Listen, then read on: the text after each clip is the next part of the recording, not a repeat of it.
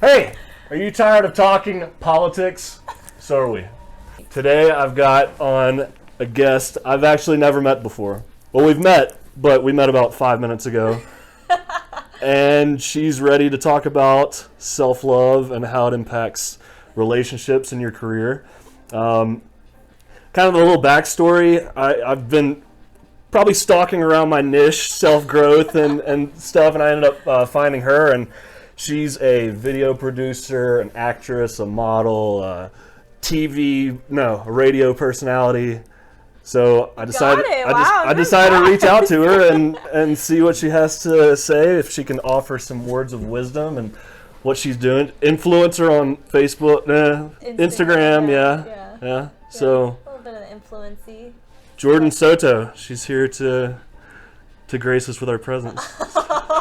So, yeah. Tell us where you're from. How's it started? What you doing now? What's your focus? So I was actually born in Denver, and 6 months after I was born, my mom moved us to Georgia because she joined the Air Force, and then we just moved every 2 years after that. So I was a military brat. So we moved every 2 years, and so I made friends knowing that I would lose them, and I was a gymnast, so I was a perfectionist, and I think a lot of athletes are kind of perfectionists in that way. Like, I've got to do it right, you know. I played soccer at LSU. I played semi-pro. I know how it is, competition, and got to be the best. Yeah, and you got to be perfect, and you got to do it right the first time, you know. And then I got into radio. I started off as a receptionist, actually, part-time. Sweet. 25 hours a week, $8.60 an hour. $8.60. Was this 2006? It was 2016. Okay. Yeah. Oh my gosh. That was a long time. $8.60 an hour? Yeah. In 2016? Dang. It was part-time. It was super part-time. That was a humbling moment for me. I was like, how am I going to pay my bills? It's better than an internship, I guess. Yeah, I guess. So I worked my way up from receptionist to evening personality. And so like the radio station order of like hierarchy goes, morning show is first, then afternoons, then middays, evenings, overnights. So I skipped the overnights, but I went straight to the evenings. And I was working like 4 jobs at the time at the radio station, because I was like, all right, I want to know everything and do all the things, because then they can't fire me. And they never. You're gonna be a jack of all trades. I know, right? I'm doing the beam. I'm doing the floor. I'm doing the vault. Exactly. Yeah. And so I learned like the social media skills kind of through that. Just because I was like, I want to get to a morning show. Like, when you have your driving force of like, this is what I want to accomplish, like no excuses made, all systems go. I'm gonna get that. I'm gonna get that. How long have you had that mindset? Probably forever. Yeah, but that's awesome. Definitely like in that moment, I was like, I want to get a morning show, and that's what I'm gonna do. So 2.5 years into being in radio, I got a morning show. And I think that manifesting that is like such a big part of it. Like, I truly believed that like I was gonna do it, whatever it took. And that happened for me. And I got my morning show, and and just rocked it. And then now I'm doing the modeling and acting thing. But it's interesting, like, when you have super high career moments, I've often found that oftentimes it'll be like the lowest point in your personal life. Like every time I hit a personal low, I hit a career high.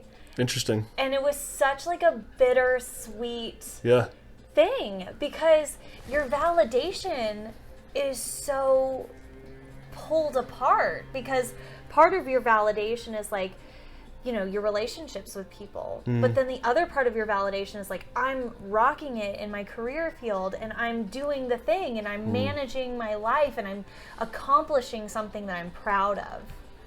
But it's hard for a perfectionist. I agree. It's just kind of one of those things. It's like, I want to be number one, but like, what does that look like in which aspect of my life? So you don't think there's enough time in the day? Oh, No, but somehow Ed Milet works in 3 days in one. So I'm trying to figure that out. Yeah. Well, what kind of hardships are you, I guess, talking about where obviously most people out there are trying to get further in their careers. Right.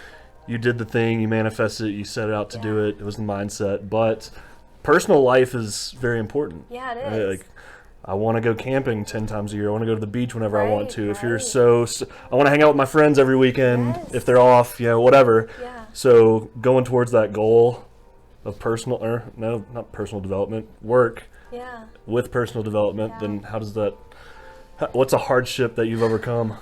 Self-love and self-care.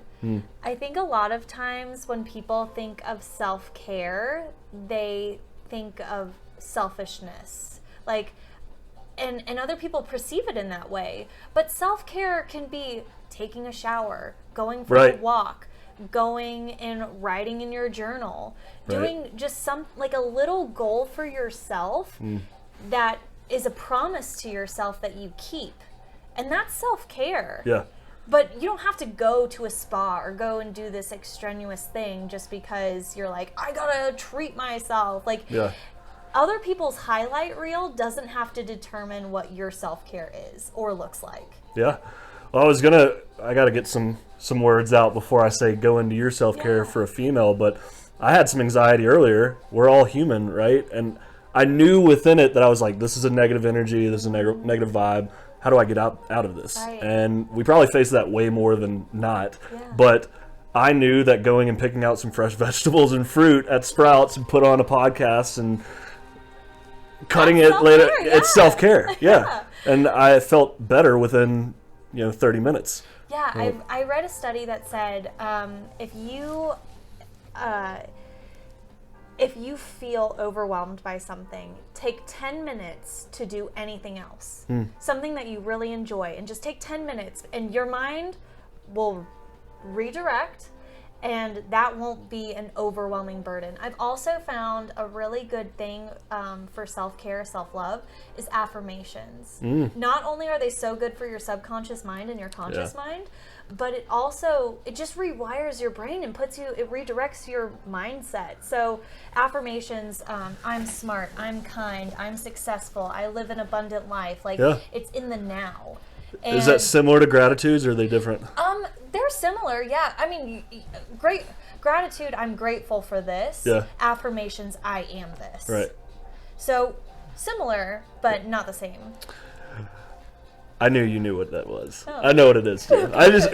Someone out there who knows if they even know what the difference is, but every morning I have a routine. I wake up, I put my phone away from my bed, so I have to get up. Yes. And my phone is on my notepad to write in 5 things I'm grateful for. So I'm training I'm retraining the subconscious to be appreciative right when I wake up, as opposed to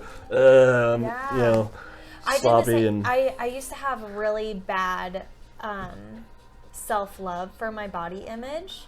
And so what I did was, every time I looked in the mirror, I would search for 3 things that I liked about myself.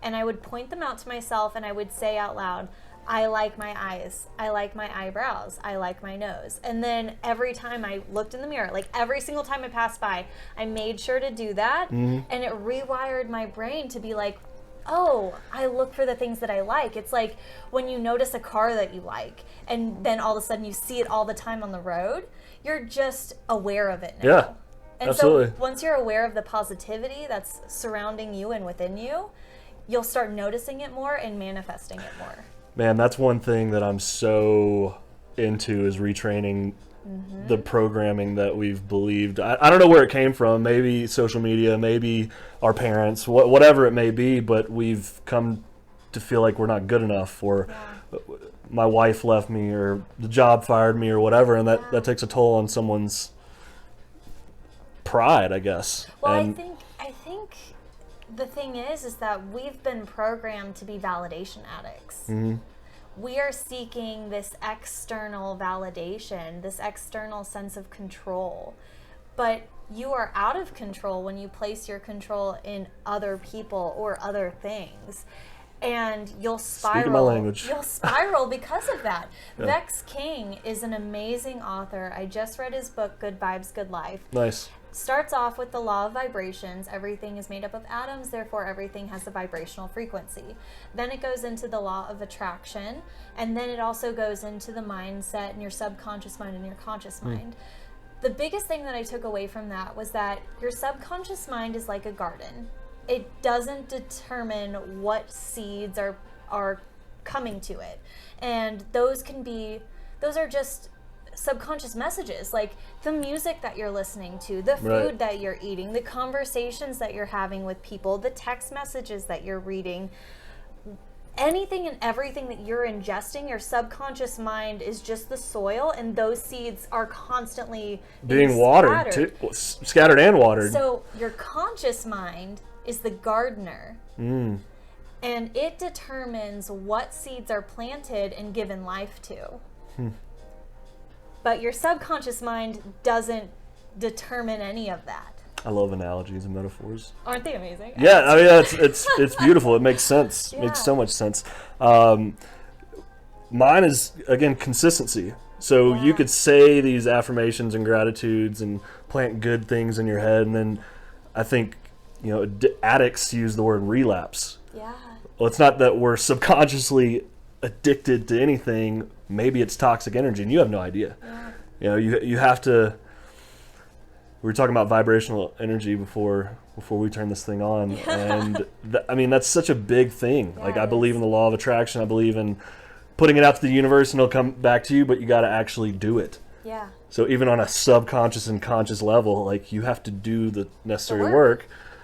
Or, so self-love, that's a whole big umbrella. But, like, self-care, and particularly every single day, consistently, like, time is the x-axis. You got to be going up the time curve every day, in my opinion. So treat yourself well. I agree. And so how many self-care days do you have all the time? Every day. Yeah. Every day. I think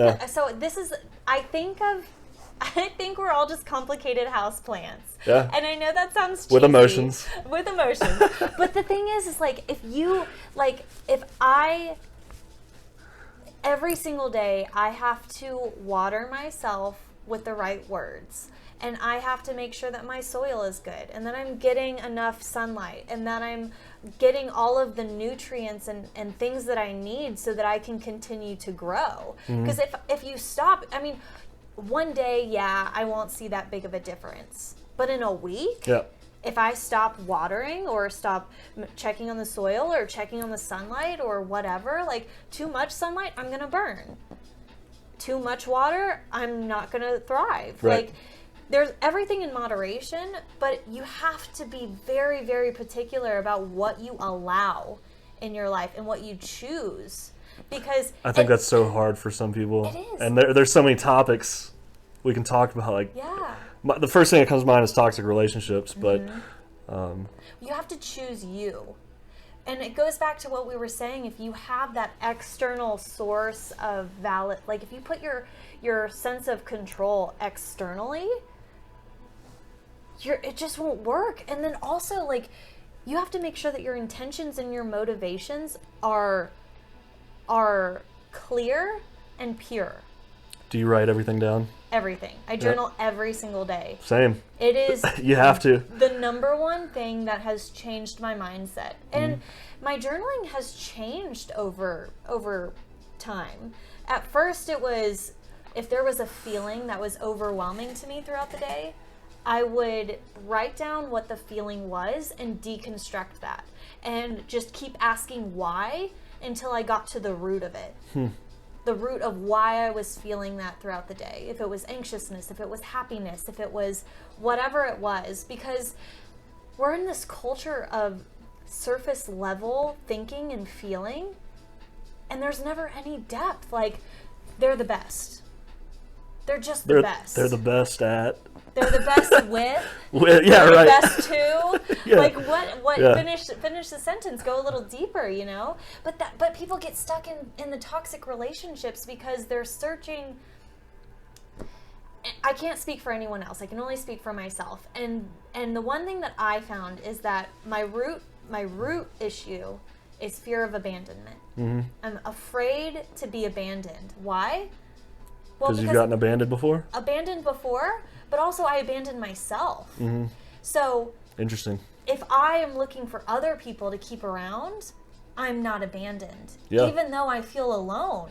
Because I'm not present. Do you think, I guess in terms of relationships, since we're on that topic, do you think it's 50-50 or it's 100-100? I think it's 100-100. You've got to be doing You're a separate entity. Exactly. Yeah. And if you start looking towards your partner to fix these things that maybe happened in childhood or maybe last week, and you're constantly just negative energy, fix my problems, like, and it's I don't know. Subconsciously given, It's trained behavior, and it is. It was unconsciously trained behavior. Yeah, it was. And I found that when I tried to fix or repair others, it only led to despair in myself every time. Mm-hmm. And the reason that I always wanted to repair others was because I was afraid of looking inward and repairing myself. Interesting. I was projecting onto others what I was afraid to do internally. And I expected others to do what I felt I, quote, could not do for myself. But really, I could. I just wasn't willing to. Yeah. And I think it goes back to that willingness. Like, are you willing to let go of the things that don't serve you so that you can live the life that does? Yeah. Within yourself and with others. That's deep. We're getting deep over here. I know, right? Watch out. So the thing for me is I on that same wavelength of what you're talking about, it wasn't about me. I don't try to change people. I try to motivate them. Try to give them energy, because what I'm looking at, I believe in you. So it's not trying to it's trying to have them understand their potential, which bites me in the ass, because then it's like, well, you don't like me the way I am, right? Mopey or whatever it is, right? Like insecure, sad, scared, whatever it may be. It's not about that. There's a whole different world of thinking, and I want to help you get there, but maybe my coaching doesn't necessarily work in relationships. Well, maybe not. And I think sometimes, like, it's so complicated. Like, one, you have to hold space for yourself first. Mm-hmm. Whatever it is that you're feeling, whatever it is that you are needing, because there's a difference between wanting and needing, and really understanding where the motivation is behind that need. Like, do I need validation, or am I wanting validation?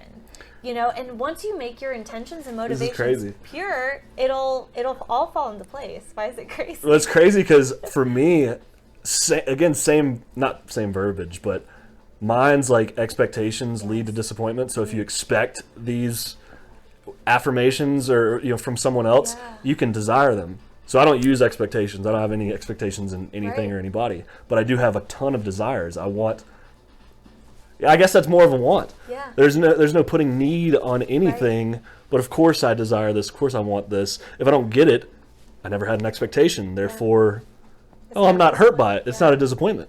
Yeah. I have two categories. I have my must category and I have my want category, because you will always cater to the must, but not necessarily the want. Yeah. And I think the other thing, to go back to the relationship part, is, or you said that, like, you like motivating people and things like that. Like, sometimes I believe we get lost in the potential and forget about the patterns, because the patterns are what make the person. Yeah. But we get lost in the potential because I'm like, I see this for you. You can do this. I believe in you.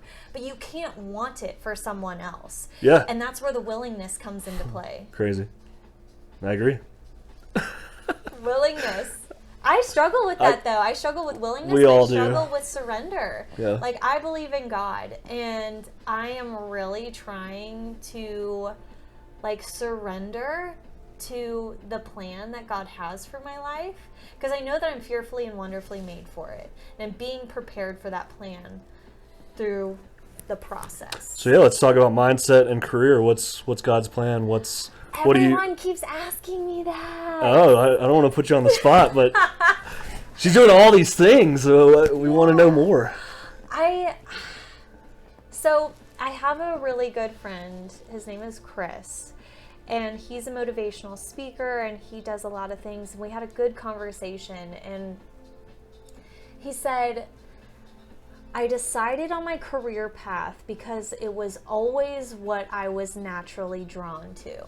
And that just really resonated with me, because I'm like, okay, what is it that I'm naturally drawn to? What aspect of life do I always just kind of fall into whenever I'm around people or in a job or whatever? And at the end of the day, it's just entertainer. But further than that, it just is blank for me. Oh, yeah? My mom is super into like vision casting. And I love that stuff. I know, I do too. But I'm like, I think I'm procrastinating because I'm scared of committing. Interesting. I'm scared of committing to that. Because what if I fail? What if you succeed? Well, that's the other part of it. Are you fearful of success? I'm not fearful of success, but I'm fearful of the failure. Even though I've had so many failures along the way, Right. we're so caught up in the highlight reel that everyone projects. And so it's difficult for me as a perfectionist to take the failures along with the successes, even though I know that the failures are more fruitful, because they taught me so much more. Fail hard, fail often. That's what Yeah. I've heard. I know it. And I mean, I could talk your ear off for decades about all the failures that I've experienced in the past, couple decades. But my favorite word is perseverance. Yeah. Because we've overcome everything we've ever been through. Right. Like we're sitting here right now, right? Yeah. Everything in our past we've overcome. Yeah. So knowing that, why not try this? Why not reach out to Jordan and see, like, Yeah. if it's a no, then it's a no. If it's a yes, hey, Yeah. we're gonna, create something cool. Well, There's just at the same time, what is important to you in your must category, you'll just persevere until you get it. Yeah. Until you do succeed. Yeah. So That goes back to writing down your goals and writing down a list. yeah. If you can't see it, you can't grab it. Yeah. Like Jim Carrey, I think he was the one who wrote himself like $1 million check or something Yeah. like that. I When he didn't have $1 million. right? I think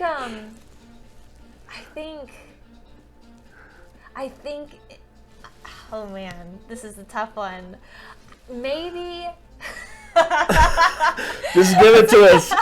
This is an R-rated podcast, so we're actually doing pretty good right now. I think I'll end up as an actress. Yeah. I think I'd like to do that. Good. I like the modeling thing. I think that's fun and easy, but I really like the acting thing. And the other thing is, for a long time I chased the fame. But once I found it, there was nothing at the end of it. And once I let go of it, I realized that I was holding on to nothing. Mm-hmm. Much like relationships, like some relationships that I had been holding on to so hard. When I let go, I realized that I was holding on to nothing. I call it a figment of my imagination. Yeah. I was trying to make something work so bad that didn't naturally, or No. And that it person wasn't wasn't suited my there. kind of- And that was the other thing. It goes back to the validation part. Is like I was seeking so much for the validation from someone else or something else because I wasn't validating myself and recognizing that I was valid simply by being. I didn't have to be anything. Just by being, I am valid. So this was since 2016, yeah, or a little later than that. I didn't start being whole within myself until probably Did quarantine make you have this August 17th. of 2020? Of 2020. Wow. That's when I started being present for me because I recognized that I was worth being present to. Yeah. And I didn't need external validation to validate my being. So it's been 2 months since August. I know. It's been 2 months. Look how happy she is. I'm glowing. Yeah, you are glowing in there. Look at that. But But seriously, like it's so interesting. Like, and here's the other part. I was the reason that my career wasn't going the way that I wanted it to, because I was limiting myself, because I was putting my validation in so many other people and so many other things. And once that barrier, that boundary went down, What happened on August 17th? What was the floodgates? Something bad must have happened. It wasn't like something bad. a It face was something slap. really good. I just started surrounding myself with a really good community of people who were there for me and held space for me and didn't expect anything from me. And it was such a different community than I had ever, because like I said, I grew up moving every 2 years. And so by moving every 2 years, a survival tactic for me was,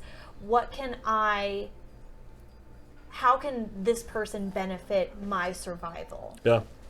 Which is a hard place to be as a kid, because you're living in an adult world, because that's kind of how it is, dog eat dog world.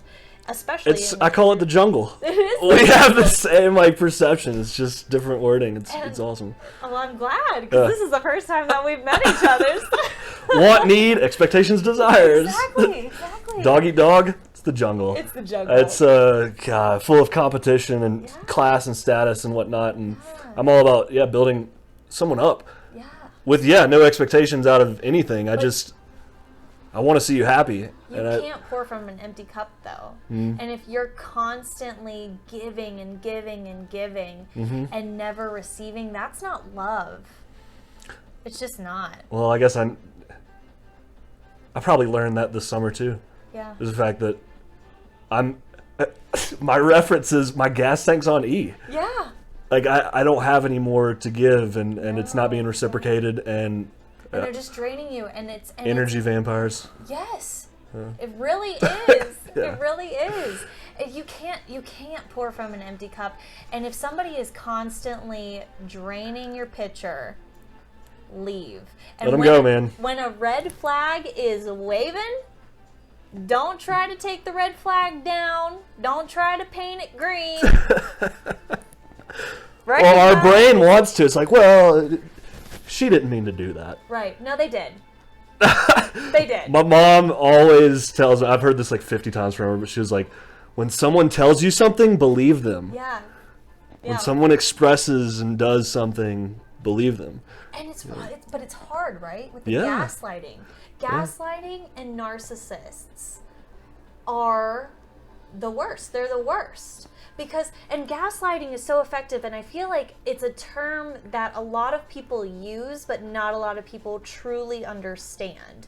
When somebody is gaslighting... Isn't that essentially projection of insecurities from themselves? A narcissist what? projects what they are going through onto you, believing that you are the problem because they can't shoulder the responsibility of what it is that they are feeling or going through or doing.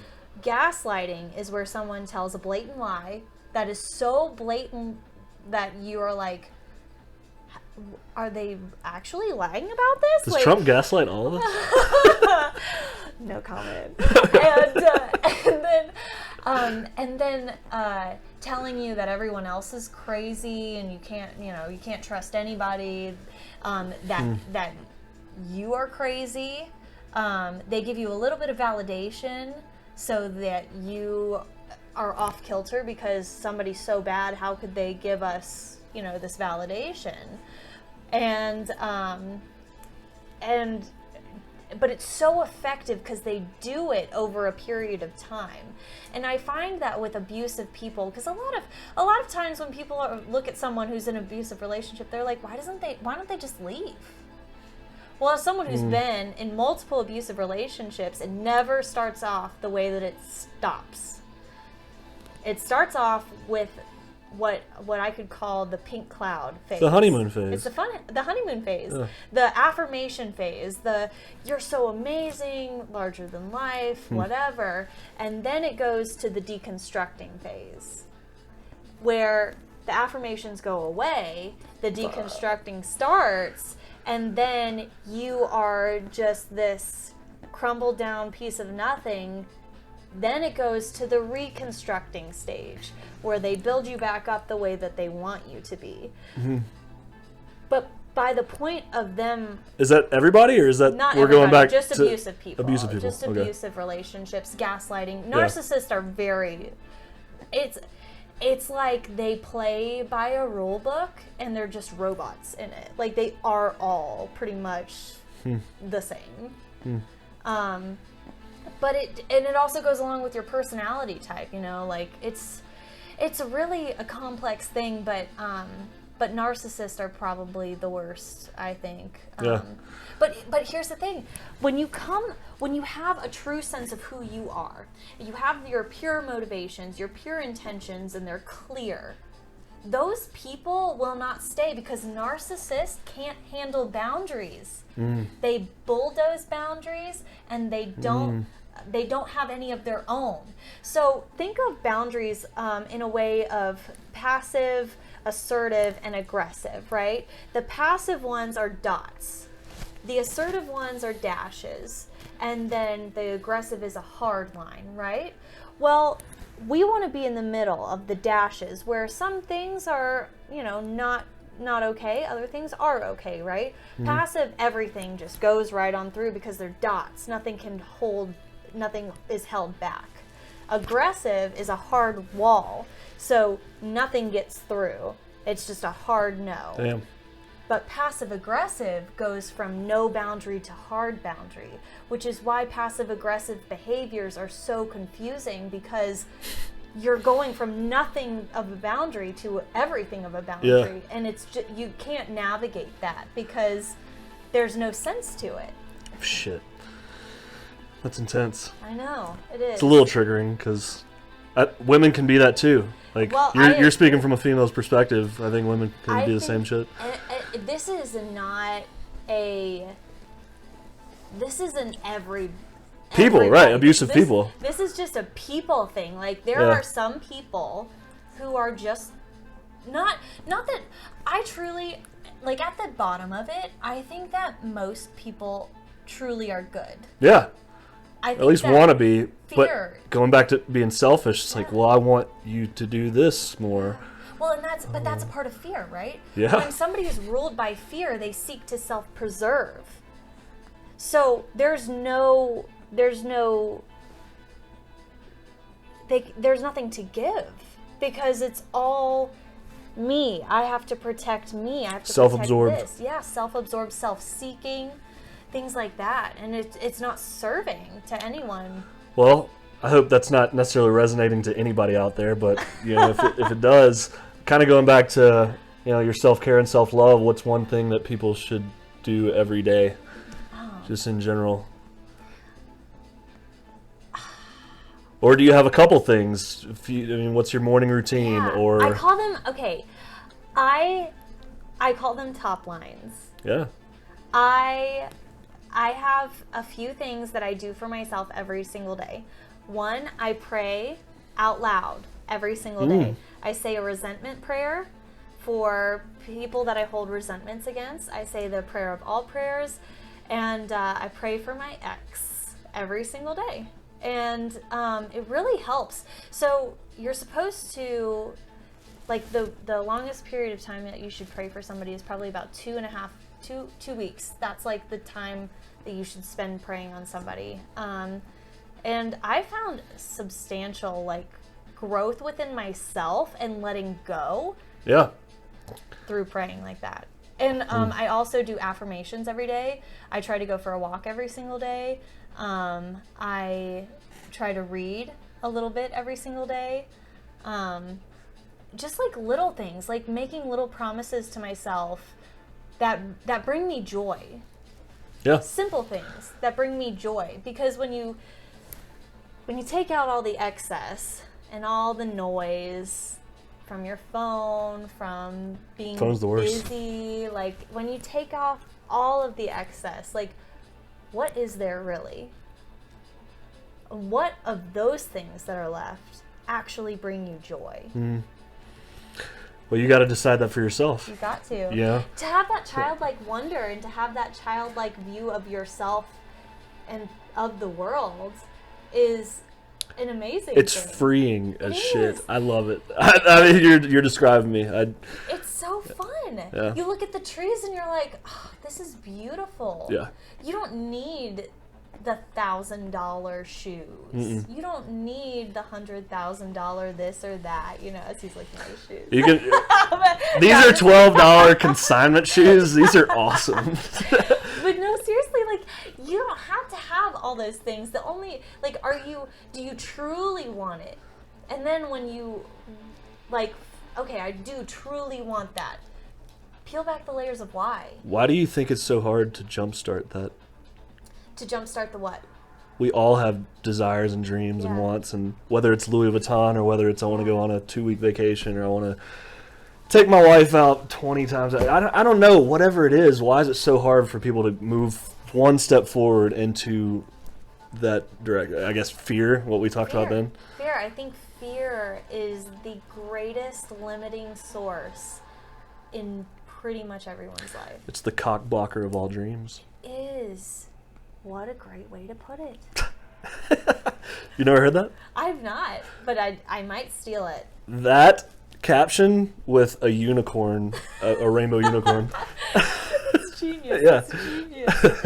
No, I think that when you come from a place of wholeness and of peace, seeking true joy, you'll have the greatest growth you've ever seen personally and professionally. Yep. But it has to come in first. I see a lot of people wanting to get to that next level in their career because if I just get there, I'll be happy. I call that the I'll be happy when. Yeah. I'll be happy when I get this. Oh, there's a word for it. The rat racer. The rat racer. The rat racer. Yes. When I have the wife and the kids and the big house and the Right. penthouse and all that, like when I have this, I will be happy. Mm-hmm. And I forget who said it, but they said, you know, the grass isn't greener over there; it's green where you water it. Yeah. So water your grass. And I think of Means you got to get up and do it. You do. You do. The whole thing is just do it. I think that it's really important for people to know boundaries too. Mm-hmm. Boundaries are something that a lot of people talk about, but I'm not sure like a lot of people know. So for me, the way that I think of boundaries, we talked about analogies earlier. I'm going to use another one. Come on with it. Boundaries are your fence for your yard, right? Yeah. It keeps the good things in and the bad things out, but you also need a gate in your fence. It can't just be a wall because that's the aggressive that we were talking about earlier. And you can't have the passive boundaries where everything comes in and everything goes out and nothing's protected, right? You have to have the asserted. So I think of it as like a white picket fence for your yard. It keeps the good in and the bad out, but those are what your boundaries need to You guys be getting this visual over here? to protect your house. It's perfect, yeah. You got to. Yeah. Boundaries are so important. They're so important for relationships. They're so important. Relationships with yourself. Yeah. Relationships with others. Relationship with your work life. Because the boundaries are really, they're in everything. Boundaries with your work life. Work cannot rule your life. It is a part of your life, but it is not your life. Yeah. Relationships with people, your mom, your dad, your significant other, there's also relationship boundaries with God, whatever God looks like for you. Like there are so many boundaries for so many different financially, boundaries for everything in your life, and you have to be assertive about each boundary because if they're passive or aggressive, you won't have a fruitful future with any of them. So some of you guys out there listening know my dad really well. I'm the baby of 5. Oh boy. But I'm the only child for my dad. So my dad looked at this woman with 4 kids and was like, yeah, I got this. So I personally think I'm a miracle child, whatever. But long story short, man, we're total opposites. And I used to talk to him every day. Because, father-son relationship. He had full custody of me since I was 3. Yeah. And, but I've probably had, like, legit 15 business ideas with, like, business plans, and I want to do this, and I want to do that, and he's old school. And he probably, again, placing blame on someone, that's not really but he had a big influence because I was looking for support. Like, just, you got this. Yeah, I believe in you. And I never got it. So now I talk to him maybe once a week, and I'm going after the thing that I've been wanting to do. Yeah. It's crazy. Yeah, but that goes back to the validation thing that we were talking about earlier. You know, if you're seeking the validation in someone else to validate who you are or what you want to do, you're just limiting yourself. I agree. You have to show up for you. I just broke out of that phase this year. Yeah, right? Yes. That's exactly what my therapist said. She was like, do you know how bad I want to high five you right now? I'm like, come on with it. Yes, come on, let's high five. Yeah, it's interesting because we don't recognize that we're doing it when we're doing it, but once we're out of the fog, we're like, whoa, that was foggy. Yeah. Like, well, and then you graduated. You elevated to a new, like, you're looking down. A new level of awareness. Yeah. Yeah. So there are 3 A's that everyone should know about. 3 A's. Awareness, acceptance, action. Action. As perfectionists, I am a perfectionist, and I can only speak for myself. As a perfectionist, I like Can you see how perfect this... I know! It's a little sideways, but anyway. It is beautiful, though. I do love it. Yeah, thanks. So as a perfectionist, I skip the acceptance phase. I go straight from awareness to action. But that is a reactive state, and I don't want to be in a reactive state. I want to be in a responsive state. Why can't it be a Jordan state? Well, What? I mean, you can break rules, right? I don't need the... rules are great. Rules are great. I obey the law and what people tell me. I know. I don't comply challenge to a it. fault, but that's the avoiding compliant in me. I just say Really? yes and internally say no, and then get resentful because I'm What is not. that? That's not a love language. It's an attachment style? It's a personality characteristic. Like you have avoidant compliance, and then they're often attracted to the manipulative controllers who bulldoze boundaries and don't have any boundaries of their own. And So are you still labeling yourself as that if you don't want that anymore? I am not that anymore. Good. Because Your turn thank for once. you. Because I not mastered, but have gotten very firm in my in versus out. What am I feeling on the inside, and what am I vocalizing on the outside? Am I saying yes because internally I'm saying yes, or am I saying yes because I am fearful of abandonment, or am I fearful of anger or guilt or shame? So if I'm looking at those things and then making sure that my intentions are the same as my vocal response, I'm good. So I only say yes if my internal says yes. I know that took a lot to say, but it's probably like, that, your awareness and... Right, but now it's like a second nature. But before, Exactly. I was like, I gotta do this. I gotta say yes because I don't want this person to be mad at me, and I don't want, whatever. It's just fear. Why am I letting fear rule my life? I don't want fear to rule my life. I want to rule my life. I'm the master of my own sea. Yes, you are. So there you go, Captain Jack. That's awesome. Back at it. So I haven't done this. Let's see, where are we at? 43 minutes. I haven't done this before, but I want to do so Jay Shetty, he has this questionnaire, speed questionnaire round. Oh boy. And finish it with one sentence or one word, and it could be philosophical, sexual, inspirational, whatever you want. Right. Just whatever comes to mind. So, you ready for that? Oh my god, I don't know. I don't know. They're pretty simple. Okay. So, where do you see yourself in 5 years? Oh my god, everyone asks me this question. In 5 years from now, bringing a lot of people joy and getting paid to entertain and be who I am. Awesome. Yeah, I like that. Same. What's your favorite feature in the opposite sex? Legs. Legs? I'm a leg person. Ah, I know. interesting. Is that weird? Well, I mean, it's like most people are like, oh, teeth, smile. Yes, those are important, or eyes or things like that. But I am a leg girl. Be those legs. I'm a leg guy. That's my favorite. There you go. Well, I do like the butt, and then butt goes in the legs. See, all of the things, yes, it's like a package deal. But That was more than one sentence. It's a good question, though. What's your favorite feature in the opposite sex? What else did I have? I feel the happiest when. I feel the happiest when I am floating in the ocean with the sun shining on me and the waves crashing around me. Awesome. And I asked this earlier, but just for you guys out there, what's the one thing that everybody needs to do at least every day? Be present to themselves because they're worth being present to. Yeah, I like that. If you were an animal, what kind of animal would you be? I was just asked this yesterday. Oh, shit. And I don't know. I think like a bunny, maybe. Huh. Like, I don't know. What type of animal do I look like? A fast bunny or a... What?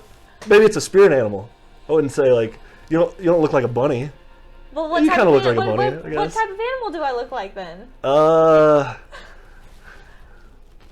saber-toothed tiger. A saber-toothed tiger? I'll take it. What? I like Fierce. saber-toothed tiger. A fierce white tiger. Yeah. Or no, that's a Siberian tiger. Siberian? Yeah, the white Siberians. ones are Siberians. Yeah. Yeah. So what's a saber-tooth? I guess they can be all That's of them. a saber-toothed tiger? Is a saber-toothed tiger white? Did I just pull all that out of my ass? I was thinking, like, what is the one that has, like, the long... Canines? Yeah, Saber-toothed tiger. that's a saber-toothed tiger. Yeah, but I don't know if they're white But or... they're, like, extinct. But she doesn't look like that. I think that's pretty cool. I would take that. All right. I'm taking it. Good. Bacon, I'm taking it. Where's the next place you want to travel when the world opens up? If it ever opens up. Okay, so I've been a lot of places. Yeah. Next place I'd visit, Hmm. I'm manifesting this right now. Put it out there. Dubai. Dubai. Hell yeah. I've never been. I've never been either. I've been to France, Japan. I lived in South Korea for 2 years. Wow. Canada, China, Germany, and probably some other place that I'm forgetting. That's badass. Humble brag. Very, No, very kidding. well cultured. well cultured there. So she did horrible at that. Sorry, we were I'm talking sorry. about one sentence and one. I'm sorry. Oh, She's you're got good. the gift of gab, ladies and gentlemen. We love it. We loved her being on here. No more questions and, for me? That's it? Question time is over? My screen went out, so I don't. Oh, no. I can't give you the questions that I made up for you, but. It didn't do anything, sorry. But yeah, so if you liked this, hit the subscribe button wherever it is. Go follow Jordan at Jordan Soto and tell her what's up and how much you enjoyed her presence today. So Thank you. thank you. I enjoyed your presence. Appreciate it. Yeah, cool. All right. Holla.